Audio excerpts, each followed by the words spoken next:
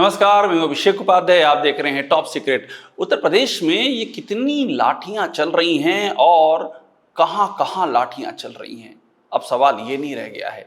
सवाल ये है कि ये जो लाठियां चल रही हैं इसके पीछे की राजनीति क्या है। एक और घटना घट गई है। नोएडा का जो जेवर थाना है वहां पर आज हंगामा हो गया। आरोप लगा कि बीजेपी के एक कार्यकर्ता को पीट दिया गया। आरोपी लगा कि पनीर की कुछ गाड़ियां थी, उन गाड़ियों को रोकने और पनीर को डिस्पोज करने का मामला था। इसका विरोध हुआ और उस विरोध करने के बाद पुलिस ने बीजेपी के ही एक कार्यकर्ता को अच्छी तरह से, या यूं कह लीजिए कि बुरी तरह से पीट दिया।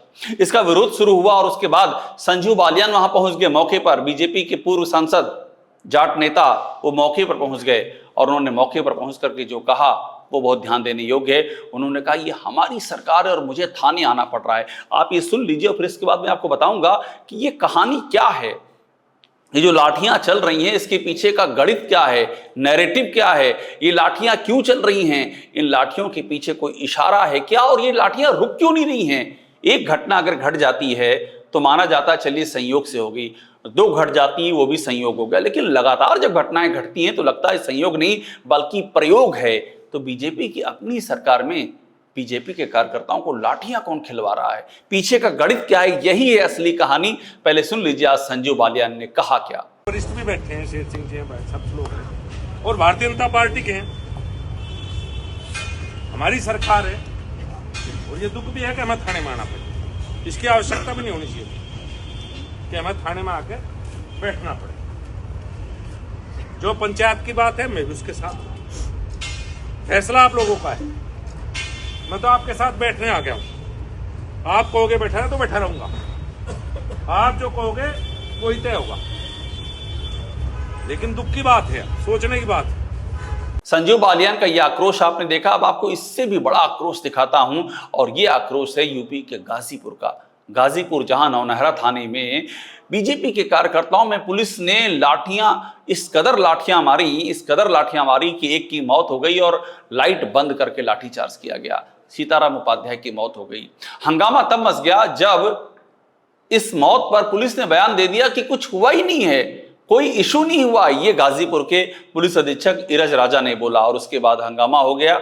जब आक्रोश बढ़ा, जब बीजेपी को लगा कि मामला हद से आगे निकल रहा है और चूंकि प्रधानमंत्री उसी वक्त में बनारस में थे तो वहां से संज्ञान लिया गया और गाजीपुर पुलिस को 6 पुलिसकर्मियों को सस्पेंड और 6 को लाइन हाजिर करना पड़ा। मगर बात यहां रुकी नहीं। उसके बाद जब पोस्टमार्टम की रिपोर्ट आई तो उसमें और खेल हो गया। उसमें लिखा था कि हार्ट फेल से मृत्यु, चोटें भी आई लेकिन हार्ट फेल।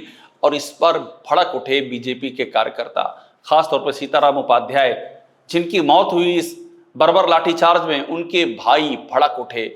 उन्होंने कहा हमें नहीं चाहिए आपकी सहानुभूति। आप कहते हैं हार्ट फेल हुआ है, कौन योगी बाबा कौन जोगी बाबा, मजाक बना रखा है। हमको नहीं चाहिए आपकी कोई सहानुभूति, हमें 10 लाख रुपया जो दिया मैं वो भी लौटा दूंगा। ये आक्रोश फूट पड़ा। सुनिएगा सीताराम उपाध्याय के भाई को और इससे भी आपको समझ में आएगा कि आक्रोश कितना है और इसके पीछे के किरदार कौन है, मैं आपको ये भी बताऊंगा। पहले सुन लीजिए कि जो कहा है सीताराम उपाध्याय के भाई ने। नहीं है, अब मैं जान गया, अब मैं बोलना शुरू किया। मुझे न्याय मिलने वाला नहीं है। जो मेरी परिस्थिति है, मैं अपने परिस्थिति पे खुद खुश हूँ, अपने माता पिता को लेके। हमें किसी की अब जरूरत यहाँ नहीं है। मैं देख लिया कि सरकार हमें कितना न्याय दिलाएगी और कितना दिला पाएगी। मुझे कोई पैसा नहीं, 10 लाख जो हमें प्रशासन द्वारा दिया गया है वो भी मैं डंके के चोट पे पत्रकारों के सामने बोल रहा हूँ, वो पैसा मैं देने को राजी हूँ। मुझे नहीं चाहिए वो पैसा। कितने प्रशासन, जब मेरे भाई को कहा जा रहा है कि उसका हार्ट अटैक से मृत्यु हुआ है तो मुझे पैसा क्या होगा? मैं किस बात का पैसा लूं और किस बात का आर्थिक मदद लूं? मुझे नहीं चाहिए आर्थिक मदद किसी की और न ही किसी की हमदर्दी से। उत्तर प्रदेश की सरकार योगी बाबा से क्या कहना सब फेल हैं, सब योगी बाबा हो या जोगी बाबा हो, ये सब बेकार हैं, भ्रष्ट हैं, सब भ्रष्ट हैं। आज मेरे पे हुआ, कल और किसी पे होगा। ये सब भ्रष्ट हैं और मिली भगत साजिश। अब सवाल ये कि बार बार हो क्यों रहा है। नोएडा हो गया, गाजीपुर हो गया, बाराबंकी में एबीवीपी के कार्यकर्ताओं को जिस बुरी तरह मारा गया, इस कदर मारा गया कि हड्डियां टूट गईं। एम्बुलेंस, उनका कहना था कि एम्बुलेंस कम पड़ गई और उन्होंने इतना विरोध किया, इतना हंगामा किया, लेकिन इसके बाद भी एक भी पुलिस वाले पर एफआईआर नहीं हुई, कोई पुलिस वाला जेल नहीं गया। और यही सवाल उठ रहा है। अब देखिए पैटर्न हर जगह सेम है, पुलिस वाले पर ना कभी एफआईआर हो रही है इन मामलों में, ना ही वो जेल जा रहे हैं, जबकि ये मांग खुद बीजेपी के अपने संगठन उठा रहे हैं, लेकिन सरकार नहीं सुन रही है। और यही सवाल आ रहा है कि सबके पीछे है कौन। गाजीपुर में इतना भयावह लाठीचार्ज हो गया, एक की जान चली गई, सबूत मिल गए, सस्पेंड लाइन हाजिर किया गया, कोई एफआईआर नहीं, कोई गिरफ्तारी नहीं। बाराबंकी में भी एबीवीपी के कार्यकर्ता थक गए, गुहार करते करते योगी से मिल लिए, सब कर लिया, धमकी, प्रदर्शन, चेतावनी सब कर लिया, लेकिन वहां भी कुछ नहीं हो पाया। वहां भी इतना भी नहीं हो पाया कि पुलिस वालों पर एक अदद एफआईआर ही हो जाए, गिरफ्तारी तो छोड़ दीजिए। ना एफआईआर हुई और ना गिरफ्तारी हुई, कुछ भी नहीं हुआ। और उसके बाद अभी नोएडा में जो बीता दिन है, वहां किसान यूनियन के कार्यकर्ताओं पर लाठी चली, उनको लाठियों से मारा गया। और अब ये खबर आ गई कि बीजेपी के कार्यकर्ता की पिटाई की गई है, उसको लेकर के संजीव बालियान पहुंच गया। और अभी वक्त कम बीता है, लेकिन इसमें भी वही कहानी, ऐसी अंदेशा यही है कि वही दोहराई जाएगी कि पुलिस वालों पर कोई एफआईआर नहीं होने जा रही है। तो सवाल उठता है कि ये होम विभाग किसका है, पुलिस किसके महकमे में आता है, कौन इसको हेड करता है? तो नाम आता है योगी आदित्यनाथ का। सवाल ये उठता है कि क्या योगी आदित्यनाथ को नजर नहीं आ रहा है? क्या योगी आदित्यनाथ बीजेपी की अपनी सरकार में बीजेपी के कार्यकर्ताओं की इस बुरी तरह पिटाई का संज्ञान नहीं ले रहे? क्यों नहीं ले रहे हैं, जबकि आक्रोश फैलता जा रहा है? मैंने आपको बीजेपी दिखाया, अब आरएसएस के एक जिम्मेदार, नाम है मनोज अवध, जिम्मेदार पदाधिकारी, इन्होंने एक शेयर किया है पोस्ट, वो दिखा रहा हूं। इस पोस्ट में दर्द है, ये आरएसएस का दर्द है। ये जो पीटा गया है, जिस पूरी तरह पीटा गया, सीताराम उपाध्याय को उनकी मौत हो गई, उस पर ये आरएसएस ने शेयर किया, ये उनका दर्द फूटा, यानी कि आरएसएस का दर्द है, एबीवीपी का दर्द है। बीजेपी के अपने संगठन हलकान है, कार्यकर्ता परेशान है, बुरी तरह निराश हैं, लेकिन योगी आदित्यनाथ को सवाल उठ रहा है, कोई फर्क क्यों नहीं पड़ रहा है? योगी एबीवीपी के कार्यकर्ताओं को देखने तक नहीं गए, इतनी चोटें आई उनको, दोनों डिप्टी सीएम देखने गए, दूसरे नेता देखने गए, मगर योगी झांकने नहीं गए। अब यहां पर बात यह भी उठ रही है कि क्या ये इसलिए है कि योगी कभी बीजेपी का कार्डर रहे ही नहीं है, उनकी अपनी रही, हिंदू युवा वाहिनी रही है, और वही हिंदू युवा वाहिनी वो चलाते रहे, उसी को आगे बढ़ाते रहे हैं।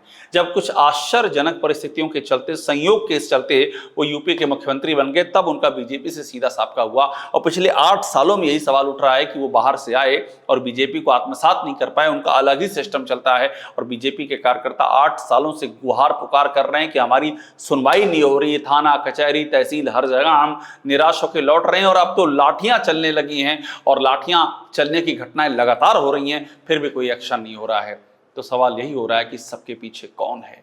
और अब ये बात समझ में आने लगी है बीजेपी के शीर्ष नेतृत्व को, अब ये बात समझ में आने लगी आरएसएस को, और उनको ये भी समझ में आ रहा है कि 2027 गया, इन हालातों में हमको यूपी की सत्ता खोने की कीमत चुकानी पड़ेगी। और इसीलिए ये माना जा रहा है कि सब चीजें एडअप होती जा रही हैं, मामला क्लाइमेक्स की ओर है, क्लाइमेक्स की फाइल एकदम तैयार है, इस फाइल पर सिर्फ दस्तखत होना बाकी है। और वो दस्तखत यूपी में बहुत बड़े बदलाव की, जिसे आप कह सकते हैं सबसे निर्णायक कदम होगा। और इस निर्णायक कदम के आने में अब देर नहीं बची है। यूपी की इन घटनाओं को देखिए, उनके विश्लेषण को समझिए, अंडर करंट क्या चल रहा है वो समझिए, और ये आप तय मानिए कि यूपी में जल्दी ही कुछ ऐसा होने जा रहा है जो आपकी कल्पना से भी परे होगा। टॉप सीक्रेट को देखते रहिए, लाइक कीजिए, सब्सक्राइब जरूर कीजिएगा।